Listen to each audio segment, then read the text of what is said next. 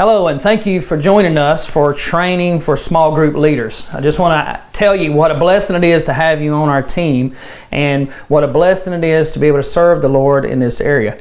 Everything we do here at Calvary is for the purpose of leading people to know Christ and to make Him known. And in this, you've chosen to go through that with our small group program as a leader in that. And God's blessings are going to be upon you for being obedient in that area. Our strategy here at Calvary is to meet the needs of our church, and that's going to take place through small group and other ministries. The following will enable us to keep evangelism first place and assist in the spiritual and physical needs of our church. Small group is a vital part of what we do here at Calvary. We know from past experience and just through everything we do here is that small groups close the back door on people that come into our church. So the purpose of building community through our small groups is of great importance here. It is one of our first steps into discipleship and into leading others to Christ. First, I'm going to cover your walk. Your walk, of course, you need to be saved, salvation. Having a personal relationship with Christ, knowing that there's a time and a place that you can go back to, knowing that God changed your life through coming into your heart and residing with you. Second is to be baptized through immersion here at Calvary. Third is a member of Calvary.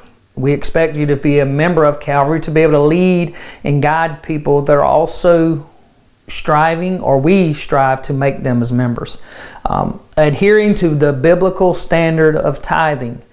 No greater gift God has given to us than for us to have the opportunity to give back to Him, and just a portion of what He's blessed us with. And then, of course, your personal holiness. Live a life above reproach. Some people may ask what a life above reproach is. If it would bring harm to the body of Christ here at Calvary,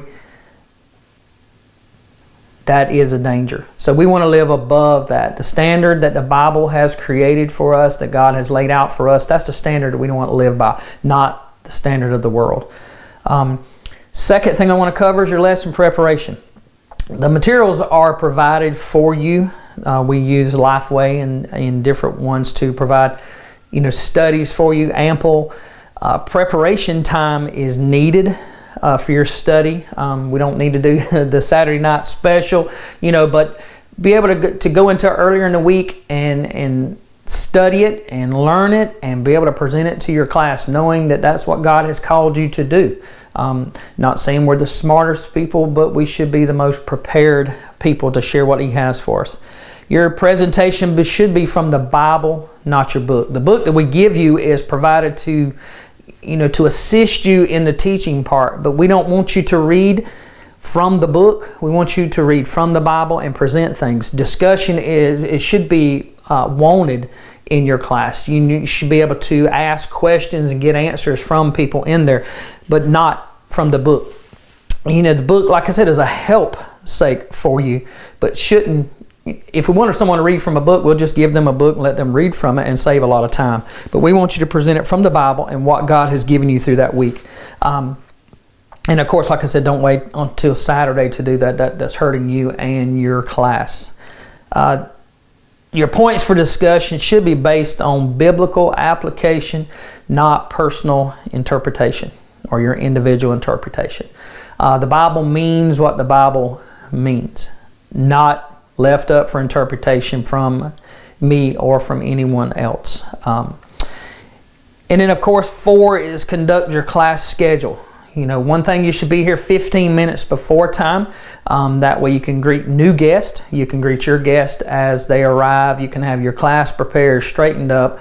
And just stopping there for a second, the individual classrooms, the cleanliness of your classrooms are left up to you and your class. There's no one that comes in and cleans those, other than yourself. So this gives you time to come in and address those situations if needed.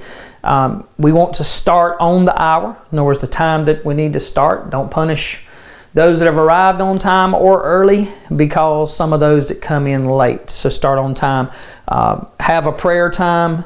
Have your lesson time. And then it's prudent and very, very important that we end 15 minutes before the hour. Why is that important?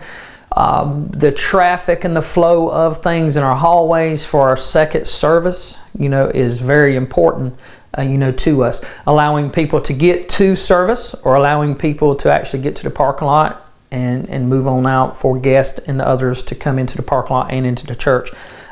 It just kind of makes things flow a little bit better, throughout that. And then it gives you also just that 15 minutes of time to be able to, mix and mingle with those.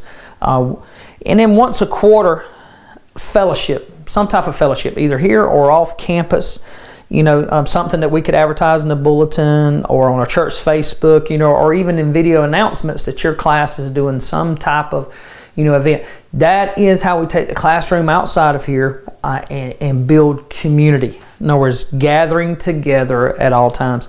Now, leaders, you are also responsible. Number 5 is to take your role.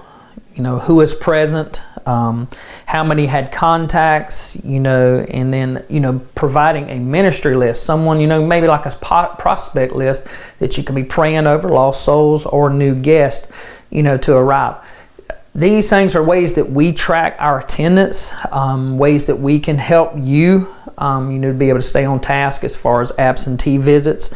And then it's preached from a pulpit, it's announced, that our leaders are the ones that make contacts. So, we want to make sure that you take that as a very important role, in your class to be able to take those contacts and make them. You are fully responsible for making absentee contacts. If you were absent a few weeks, how would you feel if no one contacted you? If your teacher, how people would say, don't seem to care about me, I've been missing 2 weeks and they're not contacting me. So make sure on those absentees that you're making contacts. Number 7 is training your assistant. You should be working yourself out of a job. This is how we're going to grow the kingdom through our small groups, is that we are training someone in our class or others to be able to take our role or either take another class and build it just the same as this one's being built. Number 8, be prepared to start new groups when attendance hits 12. Our rooms are designed, a smaller group, which small group makes sense. But 12 is almost a tap out on where we need to be. So we want to make sure that we're getting ready to split up. That's a harsh word at times, but separate to build 2 classes. So we're building the kingdom even stronger and greater and faster. Number 9 is evangelize. This begins in your classroom with your personal relationship with the people that are in there. You can also carry it through outside events like we were talking in quarterly events, and then the prospect list. Everything we do in small groups should wrap around, as I said, first the mission statement, leading people to know Christ and to make Him known. Our spiritual and physical needs can be met by visiting in hospitals, attending funerals, carrying food after surgeries, and on those, help us as a church to be able to contact the church office about deaths, major surgeries, and things that we can be a part of it. And in this, we don't expect you as a leader to accomplish these things by yourself, but to train your small group for ministry. In that, we know you can. And you're watching this training video because we know that you're fully capable of doing what God has called you to do. So thank you once again, and just remember, keep on keeping on.